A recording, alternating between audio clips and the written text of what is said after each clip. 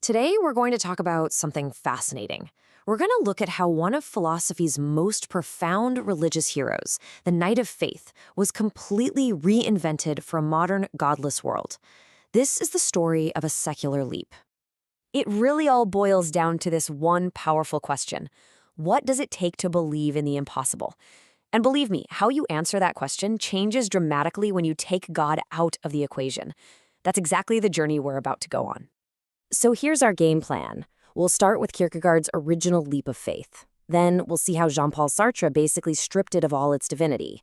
After that, we'll look at how Albert Camus found a kind of rebellion within it.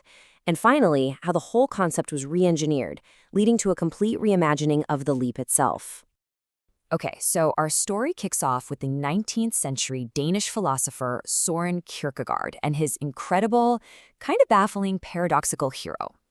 So who is this Knight of Faith? Well, for Kierkegaard, this is someone who makes a choice that completely defies all logic, all universal ethics. Think of Abraham being asked to sacrifice his son Isaac. It makes no sense. The only thing that justifies this totally absurd leap is a private, one-on-one relationship with what Kierkegaard calls the absolute, which is just his word for God, an authority that stands above everything and everyone else. So the key thing to get here is this. In Kierkegaard's world, the individual's private faith can actually override the universal, and by that he means the shared public moral laws that we all live by. The leap into the absurd is a leap towards God, who then in turn restores meaning and gives the world back to the believer. Now remember that last part. It is absolutely crucial. All right, fast forward about a century and you've got thinkers like Jean-Paul Sartre inheriting this powerful idea. But here's the twist. They found themselves in a universe they saw as silent, empty, and that forced them to ask a brand new, terrifying question. And this is it. This is the existentialist's daunting challenge to Kierkegaard. The Knight of Faith leaps, right? He leaps believing God will be there to catch him. But what if there's no one there? What happens to the leap then? And this is Sartre's stark, chilling answer. Without God to give us rules or to provide excuses, we are utterly, terrifyingly, totally responsible for every single choice we make. We are, in his famous words, condemned to be free. There's no divine safety net, no higher calling to justify what we do. The anguish of that total responsibility, it's all on us. Sartre builds this whole idea on his core principle. Existence precedes essence. What does that mean? Well, it means we're not born with some preordained purpose or a soul given to us by a creator. Nope. We just show up. We exist first, and then through our choices, through our actions, we create our own essence, our own meaning, completely from scratch. You can see the fundamental shift right here. Kierkegaard's knight leaps towards the absolute, towards God to find meaning. But Sartre's hero, they still leap, only now it's into a total void, and they're leaping toward a meaning they have to invent for themselves. The entire destination of the leap has changed. But Sartre wasn't the only one wrestling with this stuff. His contemporary, Albert Camus, offered another, equally powerful version of the knight, one who doesn't even try to escape the struggle, but actually finds meaning right there inside of it. Now, Camus had a really sharp critique of Kierkegaard's whole idea. He called the leap of faith philosophical suicide. Ouch. And he said that because he saw it as an escape. By leaping into some supernatural hope, Camus argued, the knight was just refusing to honestly confront the absurd, contradictory, and totally meaningless nature of the universe. He saw it as a cop-out. So for Camus, the truly heroic response isn't to leap over the problem of meaninglessness. No, it's to stare right into the abyss, accept it, and live defiantly anyway.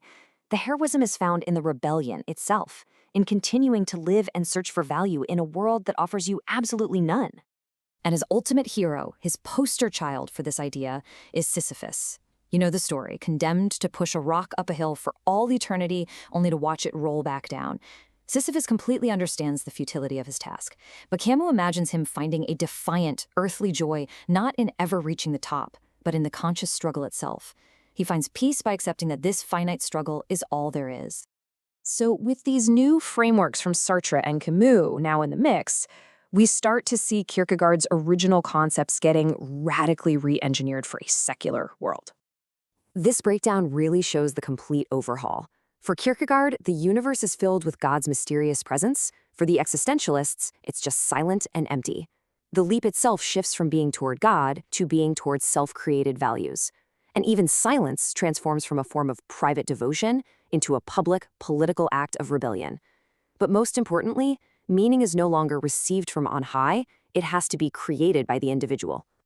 Hey, remember Kierkegaard's idea of getting the world back? His knight gets Isaac back from God like a divine gift. Well, the modernists completely recast this. Sartre's hero receives the world back only by choosing to give it a purpose through their own commitments and projects. It's no longer a restoration from above, but a creation from within. So, when you boil it all down, the crucial point of the modern critique is this. They saw Kierkegaard's faith as a brilliant but ultimately comforting illusion. They thought it was a way of cheating true, raw despair by holding out hope for a divine safety net. For them, real courage meant acting with absolute conviction without any hope of being rescued. And this all brings us to the final transformation, where the Knight of Faith fully becomes a symbol of human endurance in a silent cosmos. You know, for Kierkegaard, the absolute pinnacle of existence was faith, a complete and total trust in God. But for the modernists, the highest stage was something they called lucidity. And what's that?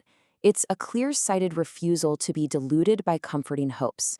It's about seeing the world exactly as it is, absurd and meaningless, and choosing to live anyway. And here it is, the journey's end. The Knight of Faith story is no longer about a religious paradox. It's about human endurance. The fear and trembling before God gets transformed into the quest for authenticity before oneself. And the reliance on a divine absolute is replaced by the profound, heavy responsibility of creating your own light in the dark. Ultimately, this modern adaptation of the Knight of Faith proves that even without God, the leap remains the defining gesture of the human spirit, which really just leaves us all with one final question to think about. In a silent universe, what leap will you choose to make?